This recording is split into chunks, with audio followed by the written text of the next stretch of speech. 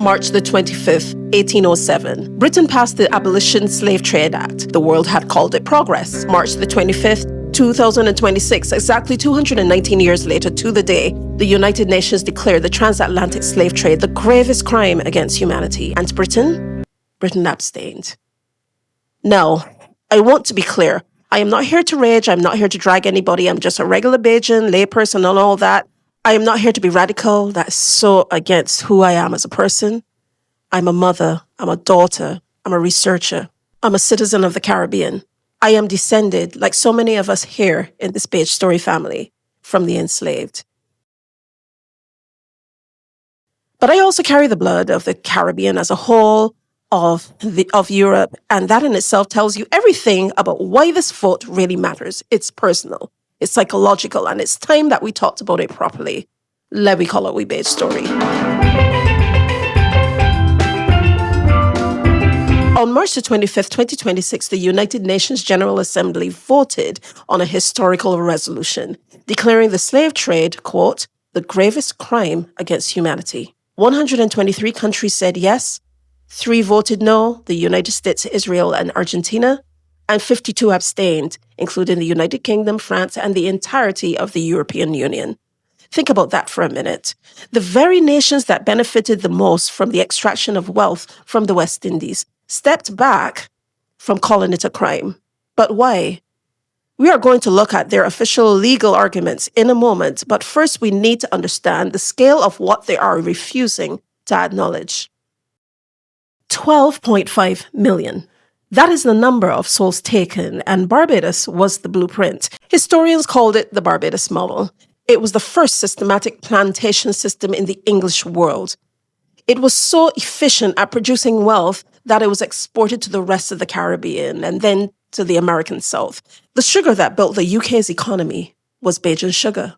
The wealth that funded the Industrial Revolution was built on the backs of our ancestors. And when emancipation fully came in 1834, the British government paid £20 million in compensation. Not to the people who were worked to the bone and until they passed away, but to the owners to compensate them for their loss of property. And when the UK government only finished paying off the debt incurred for those payments in 2015. 2015 then. We were paying taxes that went towards the compensating of descendants of slave owners while we were still being told to get over the past. This is why reparations is not a fringe idea. And listen to me for a moment. It is a formal movement led by CARICOM and the heads of state like Barbados' Prime Minister, Mia Mottley, and Professor Sir Hilary Beckles. They have a 10-point plan, and it isn't just about a check. It's about education. It's about debt cancellation, vitally important for nations that were started with zero capital and 400 years of stolen labor. March the 25th, every single CARICOM nation stood up and voted yes, because they are fully aware that you cannot move on from a crime until the crime is acknowledged. Now, the UK's official position, and I want to be fair here, is based on international law. They argue that because slavery wasn't illegal under international law at the time, they cannot be held retroactively liable today. They call it the intertemporal rule. Basically, they're saying we didn't have a law against it when we were doing it, so it wasn't a crime. But here's the question. If laws were written by people committing the act, does that make the act any less of a crime against humanity? Does it make the intergenerational trauma any less? Look, I was born here in the UK, right?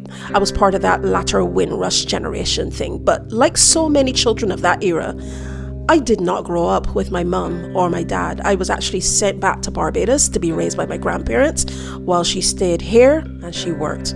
I lived in Barbados for a really long time and I know that island like the back of my hand. Barbados is my heart. And when I finally decided to come back here quite some time ago, I didn't do it because of some vacation or anything. I did it to try to build a future for me and my kids. But when I look at the costs, when we think about reparatory justice, people normally think about the politics, but I think about my family. I think about my kids who have to deal with their health struggles and their challenges in general. I think about my mother, who was a stranger to me for most of my life, who we now have to take care of because she has dementia. We used to talk teaching and the driving and the nursing and we We talk about the professions and all the success, but we do not talk about the fractured families. We do not talk about the stress about being separated from your parents. We do not talk about how that trauma travels through your bloodline. This is historical justice. It's the unpaid debt of broken homes and broken health. I am living the consequences of that model every single day. And I know that I'm not the only one. This UN resolution is non-binding. It doesn't force the UK to pay anything tomorrow or the next day or next week or nothing so. But it changes the moral atmosphere of the world. 123 countries have now gone on the record. The UK abstained, but they cannot ignore the conversation anymore, now can they? The Secretary General now has to report on what member states are doing to address this legacy. The paper trail is starting. Accountability. As for me, I'm thinking very much about home because regardless of the politics and all that sort of thing, Barbados is where my navel string is buried. Well, there and a little bit of St. Vincent, but it's the same story. And it is where the healing has to happen. So I want to ask you, does the legality of a crime at the time matter more than the suffering that continues today? Drop that in the comment section. Respectfully, I can take a look at every one of them. We are all part of BajStory, especially this very pivotal moment happening right now. Remember, respect and revive. I am Zana Monique, and this is Let We Call It BajStory.